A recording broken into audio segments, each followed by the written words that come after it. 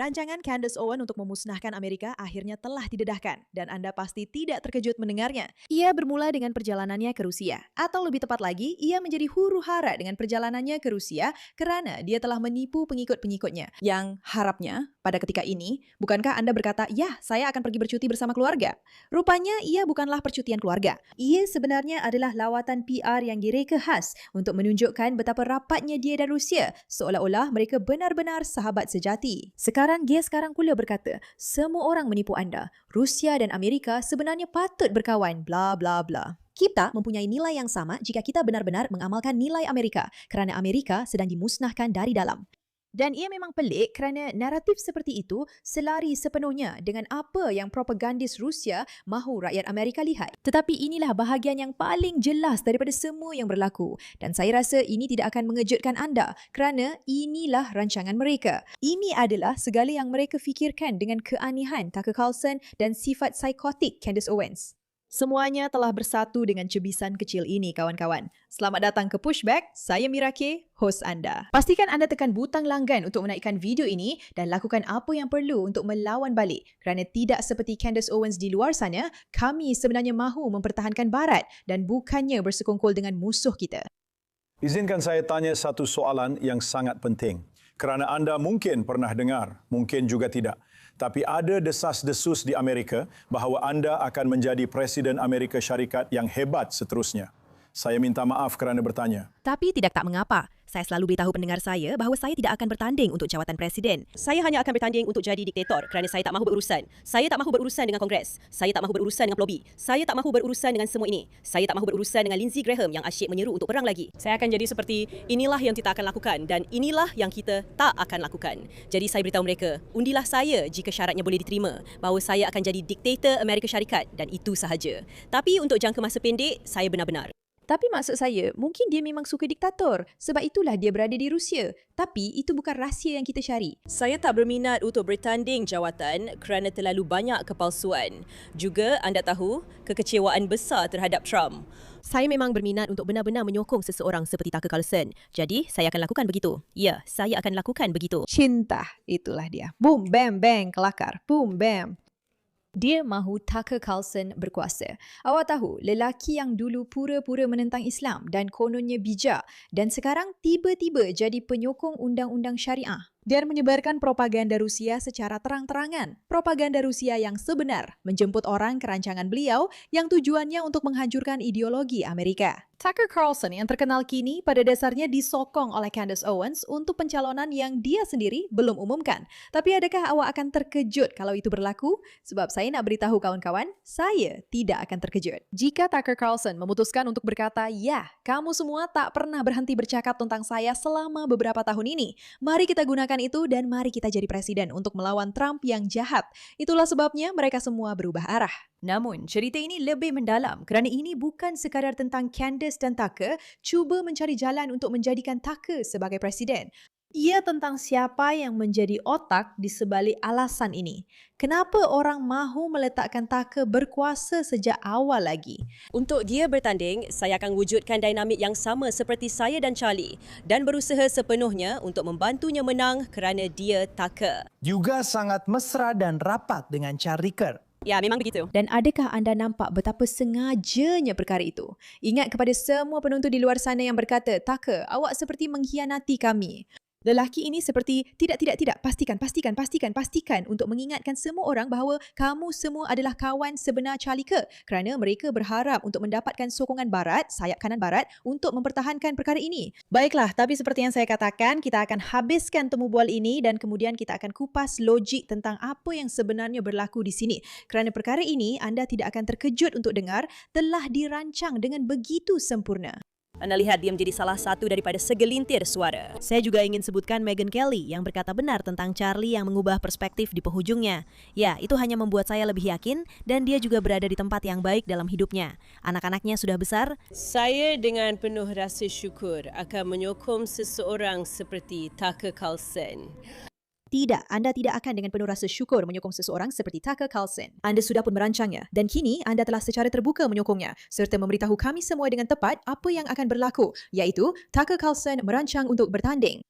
Dan itu memang masuk akal kerana seperti yang anda tahu, lelaki berkuasa hanya mahu menjadi semakin berkuasa dan sebaik sahaja mereka mula merasainya, mereka tidak dapat menahannya. Dan kemana lagi Tucker Carlson boleh pergi? Dia mempunyai salah satu podcast terkemuka di dunia. Selain daripada fakta bahawa semua orang tahu ia memang sangat mengarut pada ketika ini, tetapi dia mempunyai podcast yang sangat besar. Apakah perkara seterusnya yang boleh dia lakukan?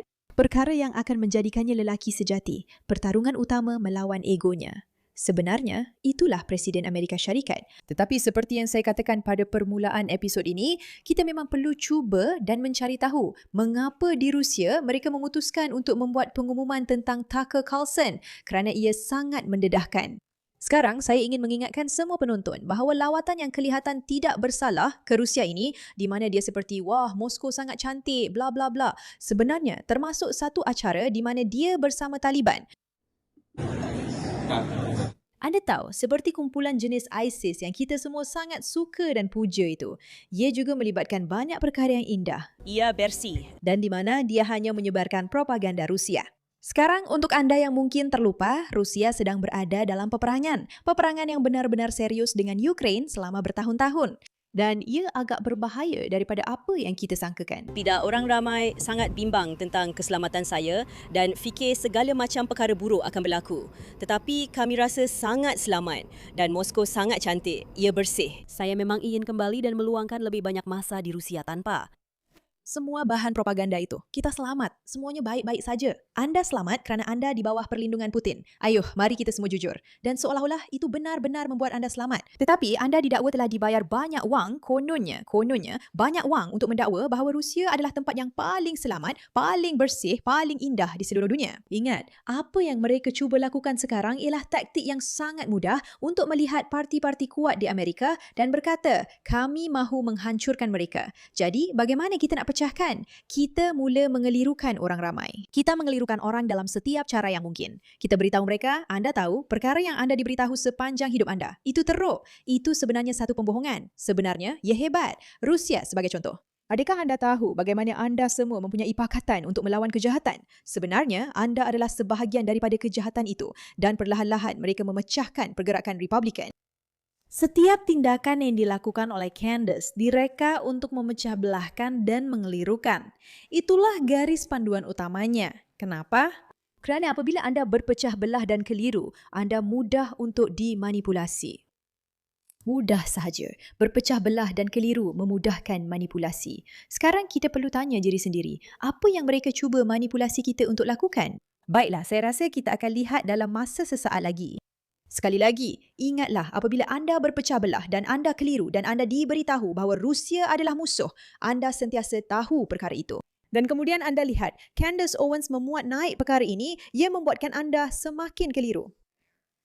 Saya rasa kadang-kadang memang ada konflik antara kerajaan dan berfikir mungkin anda tidak mahu mesej itu disebarkan. Mungkin saya rasa kadang-kadang memang ada beberapa konflik antara kerajaan-kerajaan. Maksud saya rasa saya boleh ingat beberapa ketika yang menyaksikan konflik besar. Tetapi di sini, akhirnya dia memuat naik. Rancangan saya telah didedahkan. Sebab semua orang tertanya-tanya, kenapa dia berada di Rusia? Saya bersekongkol dengan Rusia untuk menggalakkan perpecahan keluarga Kristian di mana-mana. Mereka fikir kita tak mahu orang duduk di rumah dengan keluarga besar. Itu tidak akan membantu. Dan saya sangat tidak setuju dengan pandangan itu. Kerajaan dan institusi harus menggalakkan keluarga besar kerana ia menggalakkan orang yang lebih baik, orang yang membina dengan tujuan dan orang yang membesarkan dengan tujuan. Jadi dia berjaya menarik keluar segmen kecil ini di mana dia berkata, saya bercakap tentang membina keluarga. Kita semua tahu tentang keluarga. Dia kembali merujuk kepada penonton asal YouTube dia yang tertanya-tanya, apa sebenarnya yang berlaku? Mungkin dia sudah jadi perisik Rusia. Dan dia berkata, tidak kawan-kawan, saya bukan bersekongkol dengan musuh. Tengok, saya di sini mempromosikan perkara yang kamu semua percayai. Jangan terpedaya dengan manipulasi apabila sebenarnya dialah taktik manipulasi itu. Dan Glenn Beck memang pandai menerangkan perkara ini. Memang sangat bagus. Dan itu bukan sesuatu yang mengejutkan sesiapa pun sebab dia memang hebat dalam hal ini. Baiklah, inilah operasi pengaruh Rusia yang menyasarkan Candace Owens dan Anda. Ia adalah satu laporan di glenbeck.com. Internet memang sedang hangat sekarang, berikutan pendedahan terbaru bahwa podcaster Amerika Candace Owens mempunyai beberapa aktiviti yang tidak didedahkan di Rusia bersama individu yang diketahui sebagai operatif risikan dan propaganda. Sekarang, apa yang menarik tentang perkara ini ialah lihat pada Candace. Anda mungkin perasan bahawa ramai Zionis secara obsesif memburukkan Rusia. Syukurlah Clock Tower X yang merupakan projek Kementerian Luar Negeri Israel secara jelas menyatakan dalam dokumen jabatan bomba mereka bahawa ini adalah sebahagian daripada program propaganda mereka yang menyasarkan rakyat Amerika dan akan mengajar bahawa antisemitisme berasal dari Rusia. Apa yang menarik tentang perkara ini dan saya rasa ini adalah sesuatu yang orang ramai perlu tahu. Dan ya, kita akan kembali kepada apa yang Glenn Beck katakan sebentar lagi. Anda bukan masih ambil suplemen kalsium lagi kan? Kerana anda tahu, ia mungkin tidak membantu anda, terutamanya jika anda tidak mempunyai cukup kolagen dalam sistem anda. Kolagen anda tanya? Ya, betul. Ya, saya pun terkejut sebab saya juga pernah berada dalam situasi anda dan saya tak sedar bahawa selepas umur 30, badan kita mula kurang menghasilkan kolagen 1 hingga 2% setahun dan saya dah lama ada masalah dengan sendi saya. Dan saya dah cuba semua suplemen dan kemudian saya jumpa Native Path Collagen daripada lembu yang diberi makan rumput dan semuanya berubah kerana inilah rahsia sebenar untuk memastikan kulit kita tegang, tulang kuat dan sendi berfungsi dengan baik. Dan ia tak menjijikkan sebab ia larut sepenuhnya dalam air atau kopi dan ribuan pengguna telah melaporkan pengalaman saya yang sama. Kulit lebih cantik, tidur lebih lena, kurang sakit. Jadi, tingkatkan hidup anda dan sokong rancangan ini kerana saya harap Native Path akan jadi penaja kita dengan tawaran bandel istimewa serta penghantaran percuma. Jadi, pergi ke getnativepath.com/getnativepath.com/miara. Itu adalah getnativepath.com/getnativepath.com/MEIR. Mira. Cuba tanpa risiko dengan jaminan wang dikembalikan selama 365 hari. Adakah itu, sekali lagi, dia menggunakan taktik yang sama seperti yang digunakan selama ini? Ia adalah untuk membuat anda fikir bahawa segala yang anda diberitahu adalah satu penipuan. Dan bagaimana dia akan meyakinkan anda bahawa ia adalah satu penipuan? Dengan memilih Zionis jahat sebagai pihak yang telah cuba meyakinkan anda tentang kempen fitnah ini. Sekarang, dia tidak merujuk kepada ratusan juta rakyat Amerika yang tahu dengan pasti bahawa Perang Dingin memang berlaku dan bahawa Rusia sentiasa cuba menyusup jauh sebelum teori konspirasi Zionis jahat itu wujud. Rusia telah menjadikan matlamat mereka untuk menjadikan Barat sebagai musuh. Anda telah membaca buku-buku, anda telah melihatnya. Mereka mempunyai keseluruhan ideologi tentang orang bodoh yang berguna. Candace Owens telah menyedari bahawa Zionis adalah kambing hitam yang sangat mudah sehingga kini dia menolak isu Rusia ke arah itu dan itulah sebabnya apa yang dia lakukan. Mengelirukan orang, memecah belahkan orang. Bagaimana kita boleh lakukan supaya mereka rasa tidak yakin dengan intuisi mereka sendiri? Saya tak tahu. Mari kita cipta sesuatu yang gila dan kemudian salahkan Zionis. Cari sesuatu dan salahkan Zionis. Ia seperti taktik pelik yang dia asyik ulang setiap kali. Sejujurnya, ia sudah jadi agak membosankan. Dan kemudian, sudah tentu dia akan keluarkan satu lagi kenyataan yang direka untuk mengelirukan dan memecah belahkan. Di mana dia akan kata perkara seperti, kamu tahu, sudah tentu kamu cakap Zionis mahu kamu percaya begitu. Ia sentiasa Zionis. Ia sentiasa Zionis. Sejujurnya, ia agak menyedihkan, saya harus katakan, jika kamu tanya saya secara peribadi. Sekarang, mari kita lihat apa yang Glenn katakan. Orang dalam Torch, kami harus angkat topi kepada kamu kerana kamu sangat penting dalam membongkar kebenaran tentang lawatannya. Tetapi perjalanan mencurigakan Candace Owens ke Rusia sebenarnya bukanlah cerita utamanya. Perjalanannya hanyalah bukti kepada cerita sebenar. Dan saya tidak akan menjadikan hal ini sekedar perbualan tentang dia atau perkara lain. Anda boleh bincangkan itu pada masa Anda sendiri. Saya rasa cerita besar di sini ialah salah satu suara konservatif yang paling ramai pengikut di Amerika, Candace Owens, memberitahu penontonnya bahawa dia akan bercuti ke Rusia, St. Petersburg, Katedral Ortodoks, sedikit pelancongan keagamaan bersama suaminya. Bagus, tiada apa yang salah dengan itu. Kemudian kami mula mendengar beberapa perkara. Dan orang dalam mula menunjukkan beberapa perkara yang tidak selesa. Kami maklumkan perkara ini kepada Ryan Morrow dan dia melakukan sesuatu yang sangat mudah sehingga memalukan. Dia hanya membaca program itu, melihat fakta, mengikuti petunjuk dan membaca program itu. Dan disitulah dia. Dia disenaraikan sebagai penceramah di Forum Ekonomi Antarabangsa St. Petersburg. Itu adalah SPIEF. S-P-I-E-F. SPIEF. Ini adalah acara utama Kremlin dan ia sedang berlangsung minggu ini. Dan inilah acara di mana Vladimir Putin memberikan ucara tama. Sekarang jika Anda tatal ke bawah senarai tetamu yang sama itu dan beberapa hari sekarang, beberapa nama ke bawah, Anda juga akan menemui seorang lelaki yang sangat berbahaya, seorang ahli falsafah Rusia bernama Alexander Dugin. Dia kini berkata dia mungkin akan bertemu dengannya, berjumpa dengannya, tetapi dia akan berucap di pentas yang sama dengannya dan juga dengan Putin. Semua perkara ini, Anda tahu, berlaku sepanjang masa Spivey. Ia adalah tempat panas untuk perisikan Rusia.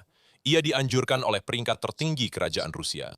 Penasihat utama dan timbalan pengarah pertama FSB yang merupakan pengganti KGB berada dalam jawatan kuasa penganjur. Dokumen siasatan kini menunjukkan bahawa aktiviti SPICE, khususnya termasuk panel-panelnya, adalah saluran pengambilan untuk program kuasa lembut yang diarahkan oleh negara. Fahamkan itu sebagai propaganda.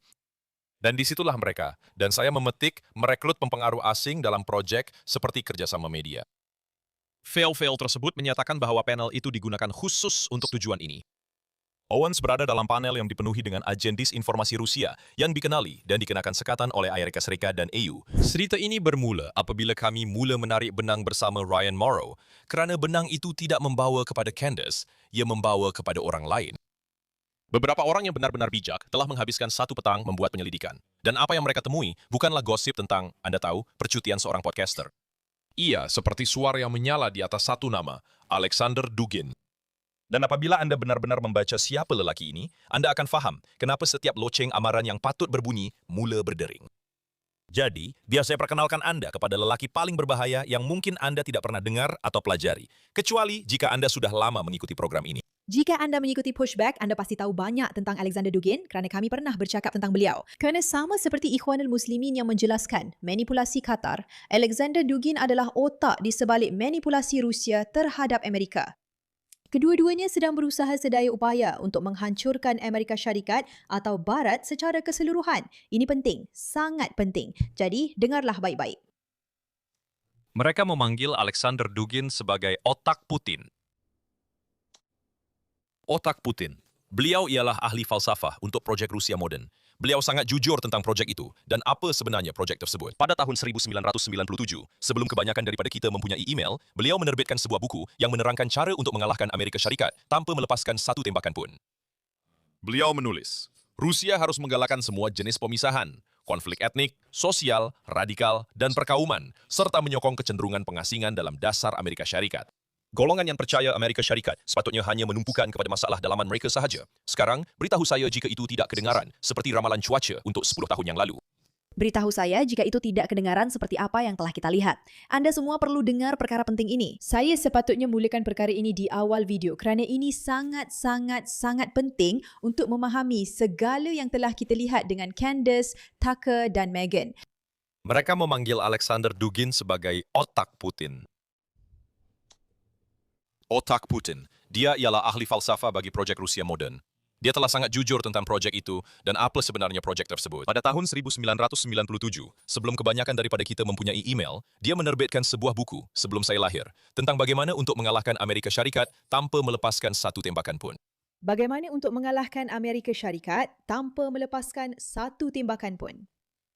Dia menulis, Rusia harus menggalakkan semua bentuk separatisme. Rusia harus menggalakkan semua jenis pemisahan. Konflik etnik, sosial, radikal, dan perkauman. Konflik radikal, perkauman, sosial, etnik. Maksudnya, anda perlu sentiasa memerhati dan melihat bila-bila masa ada sesuatu yang boleh mencetuskan konflik dalam kalangan rakyat Amerika Syarikat dan berusaha untuk memburukkannya. Kenapa? Kerana konflik adalah buruk untuk sesebuah masyarakat. Jadi perpecahan kaum, boom. Perpecahan etnik, boom. Perkauman, apa sahaja kita akan perhatikan dan ambil orang yang boleh menolak perpecahan itu dan memburukkannya. Dan menyokong kecenderungan pengasingan dalam dasar-dasar AS. Menyokong kecenderungan pengasingan dalam dasar-dasar Amerika Syarikat. Apa yang kita lihat kebelakangan ini? Kita telah melihat obsesi pelik terhadap pendapat pengasingan yang dahulunya dianggap pinggiran, iaitu, anda tahu, Zionis itu gila atau Amerika tidak sepatutnya berperang untuk apa-apa atau sesiapa pun. Dan kita telah melihat pendapat pengasingan itu didorong seolah-olah ia adalah pendapat majoriti, seolah-olah ia adalah perkara biasa. Seolah-olah orang-orang gila yang Tucker Owen jemput dalam podcastnya, seperti Nick Fuentes, adalah perkara biasa sekali lagi. Yang benar-benar penghasut perkauman. Orang yang di luar sana cuba membangkitkan isu dan konflik pengasingan yang pelik. Dan mereka telah membuatnya kelihatan seolah-olah mereka mendapat podcast terbesar di dunia untuk menyebarkan naratif ini. Seolah-olah ia adalah perkara biasa, mencipta kekacauan sebenar, tetapi juga membesar-besarkan apa yang sebenarnya sedang berlaku. Dan yang paling penting, kekeliruan dan perpecahan. Golongan yang percaya Amerika Syarikat sepatutnya hanya menumpukan kepada masalah domestiknya sahaja. Amerika Syarikat sepatutnya hanya menumpukan kepada masalah domestiknya sahaja. Ketepikan seketika Matt Walsh dan orang-orang di luar sana yang mengatakan Amerika hanya perlu fokus pada isu-isu sendiri. Siapakah orang-orang di luar sana yang paling banyak mendapat manfaat? Anda telah diberitahu bahawa pihak yang mendapat manfaat ialah Zionis. Anda akan sentiasa diberitahu begitu kerana Zionis dijadikan kambing hitam yang jahat. Israel lah yang mendapat manfaat daripadanya. Tetapi fikirkan tentang orang-orang yang benar-benar mendapat manfaat daripadanya, yang benar-benar penting. Kerana jika anda lihat ekonomi Israel, ia benar-benar berkembang pesat. Mereka boleh mencari jalan untuk berdikari dalam ketenteraan jika mereka mahu. Satu-satunya sebab ia belum melakukannya sehingga kini adalah kerana Amerika mendapat manfaat yang sangat besar daripadanya. Tetapi kita boleh bincangkan perkara itu pada masa lain. Lihatlah musuh-musuh Amerika. Rusia, Qatar, China, Timur Tengah, lokasi-lokasi yang berbeza ini. Perang Rusia-Ukraine, perang di Timur Tengah, perang China-Taiwan. Semua negara ini sedang berada dalam konflik yang telah mereka cuba selesaikan sejak sekian lama dan mereka telah menunggu untuk melihat sama ada Amerika akan campur tangan. Kerana jika kuasa-kuasa besar barat campur tangan, maka mereka akan menghadapi masalah. Tetapi, jika kuasa-kuasa besar barat berundur dan tidak melakukan apa-apa kerana pendapat pengasingan di negara mereka mempromosikan ideologi bahawa anda hanya perlu fokus pada apa yang berlaku di Amerika. Semua negara yang cuba menjadi pemain utama di dunia, merekalah yang mendapat manfaat. Golongan Islamis tidak campur tangan dalam apa-apa yang berlaku di Timur Tengah atau berkaitan dengan Islam. Rusia tidak campur tangan dalam apa-apa yang berlaku dengan kita. China juga tidak campur tangan dalam apa-apa yang berlaku dengan kita. Negara-negara yang direka untuk menjatuhkan sistem nilai barat ini, merekalah yang akan mendapat manfaat daripada Amerika yang berdikari dan fokus. Amerika yang hanya mementingkan Amerika diutamakan, yang tidak mampu memahami nuansa dan keupayaan geopolitik untuk memahami perkara itu. Jika anda mahu kekal di atas dan jika anda mahu Amerika menjadi yang pertama, anda perlu berurusan dengan pemain-pemain lain dan pastikan mereka kekal di posisi yang sepatutnya. Mereka adalah pihak yang mendapat manfaat daripadanya. Sekarang beritahu saya itu tidak kedengaran seperti laporan cuaca sepanjang 10 tahun kebelakangan ini. Biar saya ulang sekali lagi. Rusia harus menggalakkan segala bentuk separatisme, konflik etnik, sosial, dan perkauman, serta menyokong kecenderungan isolasionis di Amerika Syarikat. Politik. Golongan yang percaya Amerika Syarikat harus menumpukan kepada masalah dalaman sahaja. Boom! Ia memang segalanya. Ia menjawab semua persoalan. Ini adalah satu komplot untuk menjatuhkan Amerika dari dalam. Itulah kisah yang sedang berlaku kepada ramai podcaster di pihak kanan dalam 2 tahun kebelakangan ini. Itu sahaja. Itulah strateginya. Sekarang, saya bukan nak kata anda tak boleh sampai kepada kesimpulan itu dengan idea anda sendiri dan kata saya tak ada kena-mengena dengan itu. Tapi adakah anda buat keputusan itu? Adakah anda sampai kepada itu? Atau adakah ini sebahagian daripada propaganda? Itulah yang membuatkan. Adalah satu soalan yang kita semua perlu tanya pada diri sendiri. Jadi, perjalanan Candace yang nampak tidak bersalah di mana dia pergi dan memakai pakaian yang cantik serta memberi pelbagai temu bual bercakap tentang keluarga Rusia. Semuanya diatur dengan satu tujuan mudah, iaitu untuk membakar emosi, menimbulkan kekeliruan dan menjadikannya kelihatan normal. Dan sekarang, dengan semua itu digabungkan untuk mengangkat Tucker Carlson yang jelas jauh lebih berperanan dalam perkara ini berbanding Candace Owens sebagai Presiden Amerika Syarikat. Kerana apa yang berlaku apabila Tucker Carlson, seorang penyokong Islamis yang menjual diri dan menyebarkan propaganda Alexander Dugin seolah-olah ia sesuatu yang baik yang telah cuba memberitahu kita bahawa negara-negara di Chechnya dan Chechnya lebih baik daripada Barat. Lelaki ini masuk ke Amerika. Anda tahu apa yang berlaku? Amerika hancur. Sekarang, satu-satunya orang yang akan mengundi Tucker Carlson hanyalah mereka yang sama ada sangat tidak berpuas hati dengan Trump. Mereka sendiri tidak tahu bahawa mereka tidak berpuas hati dengan Trump. Tetapi mereka telah diberitahu oleh media bahawa mereka sangat tidak berpuas hati dengan Trump. Itulah golongan kiri yang berpendapat bahawa Trump adalah perkara paling teruk yang pernah berlaku. Sekarang, ramai orang di Barat dan inilah sebabnya mereka begitu bersungguh-sungguh dengan kempen anti-MAGA ini kerana mereka perlu memberitahu anda semua bahawa orang yang anda undi itu mereka sangat teruk. Tetapi pengganti itu yang tidak percaya pada kiri dan kanan, yang melihat kejahatan di mana-mana dan benar-benar berjuang untuk mesin propaganda Rusia, merekalah yang sebenarnya boleh menyatukan kita. Dengar istilah-istilah yang mereka gunakan. Ini bukan tentang kiri dan kanan. Ini tentang kejahatan lawan kebaikan. Semua orang yang berfikiran waras boleh nampak apa yang sebenarnya sedang berlaku. Mereka cuba menarik suara-suara yang telah memisahkan diri daripada golongan kanan yang lebih ekstrim, yang telah memisahkan diri daripada golongan kiri yang lebih ekstrim dan berkata, kamu datang ke sini. Kami akan jaga kamu. Dan itulah kawan-kawan, bagaimana propaganda Rusia telah melakukannya sekali lagi melalui Candace Owens. Terima kasih atas perhatian anda terhadap perkara ini.